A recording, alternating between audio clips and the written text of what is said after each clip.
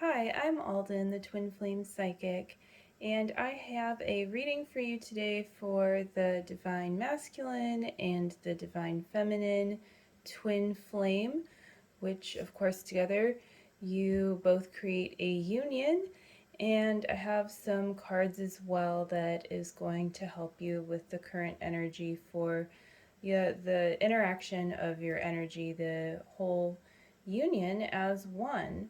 So today I have a few different kinds of cards, and they're all going to be in the description below in case you want to check out these different oracle card decks. And because I know we're always curious about things, right? And speaking of which, the crystals I have are strawberry quartz, labradorite on the divine feminine side, some opalite in the middle, and some citrine on the divine masculine side, that solar plexus, personal power energy. And then we have the intuitive energy over here. Of course, sometimes we want to switch them up, but that's what I have for you going on today. So let's get started with the cards. And I have the Sacred Geometry of Relationships Oracle for the top two cards on either side. So I'm going to start with those. I might end up moving this candle. We'll see. It's a live candle. It's warm. So on the Divine Feminine side, upside down, so kind of an extra emphasis on it, maybe something that the Divine Feminine is already doing for herself, is authenticity. Okay, so, and this says the energy of authenticity supports our choice to be genuine and truthful in all aspects of our lives with others as well as with ourselves. So, it's really beautiful, soft, kind of like typical feminine colors going on in this card. And it just reminds you that you don't need to necessarily be like extra bold to be authentic, Of course, like, you do you, and sometimes that's naturally bold, and sometimes it's more soft and everything. And this also then encourages the divine masculine to be able to be himself, to be his authentic self, which similarly is not always going to be super bold, or sometimes, there's going to be some reservation and stuff. And so it's nice to be able to hold space for that and not like, you know, make fun of it either way, or expect your twin flame essentially to act a certain way, but to really, for you to be authentic, and for you to also be authentic. A big theme right now, I feel like, is self-love. And so being authentic about how you're loving yourself and doing it for that reason of really just like unconditional love, not to try to get something from your twin flame, or even to try to make yourself look like more beautiful because you're putting all this care into yourself. I mean, that does, like, that kind of does tend to go hand in hand, like inner beauty and all that, but it's just like really doing it with that potent, real, true spiritual love at the center of it. And when you're filling up your foundation in that place, then that really spills over into other areas of your life, as well as attracting your twin flame. And we don't always see the order as it's happening, like the divine order of things. So it's also important to not be like set on, this needing to happen this way. But also to not like tolerate like, separation in your life. Like, you don't need to be okay with feeling bad, but you do need to move through the feelings and not like suppress them, or judge yourself for how you move through them. You get better at it the more you like choose to feel your feelings and authentically love yourself. So that's for the divine feminine. And let's see how this is going to interact with the divine masculine.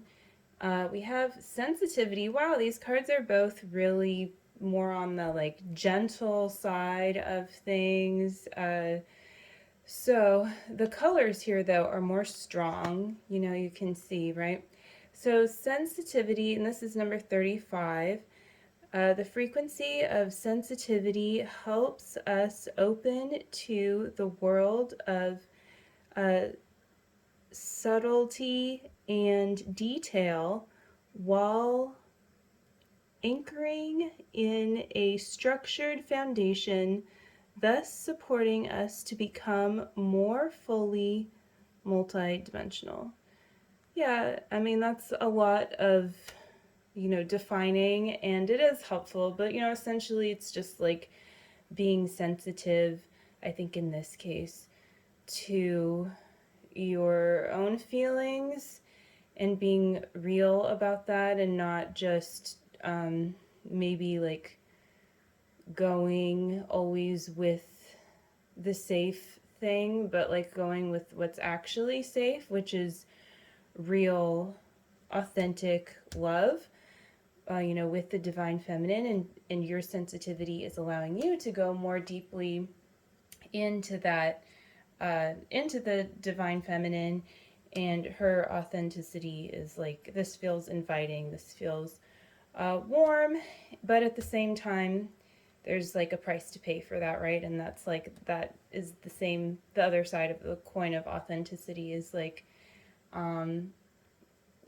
like the divine feminine's gonna authentically express herself, and the divine masculine is gonna be sensitive, and that's sometimes maybe like depending on how you interact as twin flames and what you're comfortable with.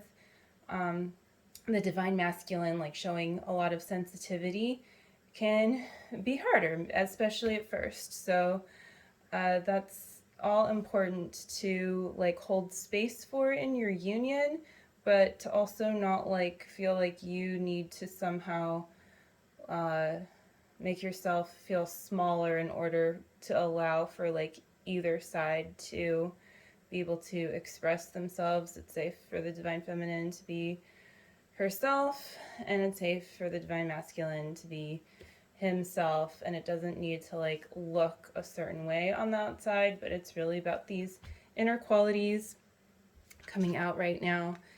And so let's see these underlying cards. This is like the crystal Mandala oracle. I think there might be another word in there, but from Alana Fairchild. And so this is, yeah, the divine feminine side once again, okay? And we have also upside down, we have the goddess Persephone in ruby. Well, how perfect, the inner queen. So this is really, just about honoring the inner queen. And once again, that authentic, soft, feminine, it does come with with a price, if you know the story of Persephone at all.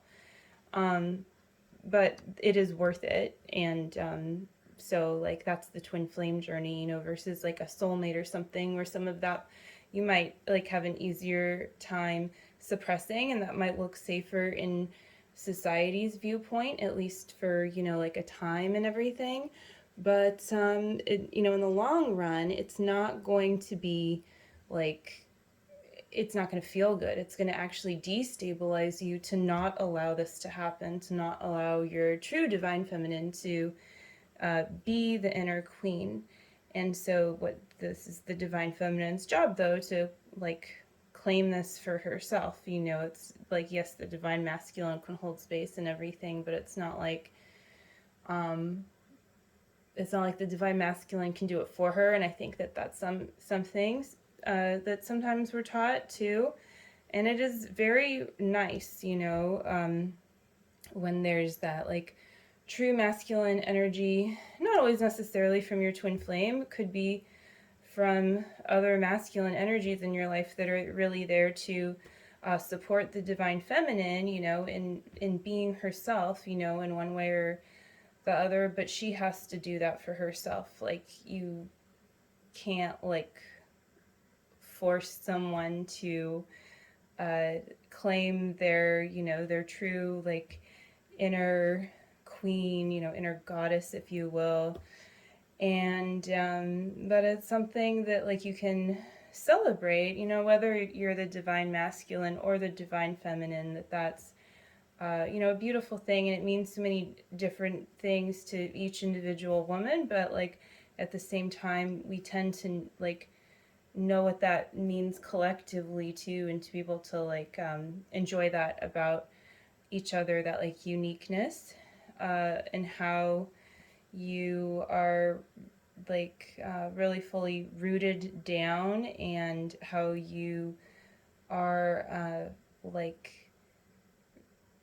how you are naturally when you're like swimming in that abundance that is like your personal natural birthright from the divine, because Ruby is very much about abundance and rooting down and royalty. It all goes together really nicely. So the divine masculines card is Angel Raziel and Peter site, so storm wisdom. And so this is a similar energy for the divine masculine, and in that, this storm energy, and this it's not really chaos, but it's like transformation and a rebirth. And like, what are we having? I'm in California, and there's a lot of storms here, but I think, in different places it's been similar in situation in different kinds of ways. But it's actually really helping with the water that we need. And so it's like this transformation that's needed, but it's not always convenient. And that wisdom that you've gained is not always convenient wisdom. Like sometimes you'd almost, it's like, okay, well, now that I know this and I'm at this place in my life, like I kind of I have a choice, but I don't really have a choice, because if I don't choose what I know and feel to be true in my heart, then I'm like going against, this wisdom that's being stirred up. And so that's the divine masculine, and you can see how these both play off of each other, and how, when the divine feminine claims her queenhood, and the divine masculine is able to like harness and fully step into that wisdom, that essential wisdom, that they both go deeper together. And that's a really like, it's really powerful, really synergistic, and like, can't be denied. So let's go to the middle card. For this I have a portal card, so let's see what the portal card is. Descend. Yeah, that's perfect for Persephone and for this storm wisdom. And what is she? I haven't pulled this card. This is a newer deck for me, so I haven't pulled this card yet, actually. But it's pretty. I'm intrigued by like the ear situation going on there, and the hair and all of that. But basically, it's about like deeply grounding, and it's about, sometimes in certain situations for transformation to occur, like with metamorphosis, and, like the caterpillar becoming the butterfly, it's not like, it's not all rainbows and unicorns. When that is actually like taking place, it can be a little bit like a little messy, but not overly so. Like, you don't need to sensationalize the messiness of it, or make it like kind of add an element of chaos that doesn't really like serve anything. It's not really there, like the storm, it serves a purpose. And so the descent is really like it's about grounding the elevated state that you've been cultivating. So when you do, go up and you're going into those higher vibrations, you hopefully actually do ground into a higher state, but it feels like the grounding side, And so this is really like helping take you really deep, and it's also taking you really deep into your feelings too, and truly like taking you into some deep places. And think about yourself physically and how necessary that is. Like, it makes me think of like bone marrow, and like really like essential things within you where you really need that that like inner awareness of yourself and how to uh, like build upon your energy peacefully, like with the divine, and not deplete, not like be depleted, like not allow yourself to be depleted by like energy leaks, let's say, or just by, you know, accidentally or not being fully aware in places to the point where that's really happening. So it really pays to be aware of your energy and how that's translating physically as well. And, you know, then again, that has to do with rooting down, because when you root down, that's about the material world and, yeah, like the building blocks. So then I have a flower essence affirmation, and I did already see that it was pretty face, because these cards, the way that they are, like you can see what's going on no matter which way it's turned. But I don't know what the affirmation says, but I think pretty face is about like you finding real, you know, like there's an attraction growing between you and your twin flame, growing between one another, whether or not you've been around each other much lately, all the time, don't know who your twin flame is, whatever the, you know, your personal case is, like you're attracted to your twin flame, which is natural and it's growing. So, pretty face, okay? I accept all parts of myself. Light shines through darkness and pain. My whole self is my beautiful self. I am the shining star. So yeah, you know, it's about shining the light within. And when you're shining your light, that naturally attracts your twin flame. And it sounds simple and probably like something you've heard before, but it's really nice to have these basic reminders and to remind yourself of these things, especially in the everyday world. These are the kinds of things that get worn down so easily when you're not like fully present and aware. And sometimes you don't even aware that you're not fully present in a certain aspect of your energy field. So it's not something like you have to be like hyper, you know, there present, so to speak, and like, because that creates anxiety. But when you're just aware of how much light you are embodying, when you're really choosing this twin flame path and, you know, the flame within, and you're really like calling that into your reality, harmonizing with your twin flame, and really healing into your divinity, ascending, all of that. Well, that's something that is it's enticing to people, but like not always for the right reasons. So when you claim your light as your own, you're really not providing any space for any chaos with this storm, with this Persephone energy. You're just creating space for that deepness and that descent, which is good, you know, which is that rooting down that needs to happen for the flower to grow. So, yes, back to the flower. And it's yellow, so we have some solar plexus energy going on there.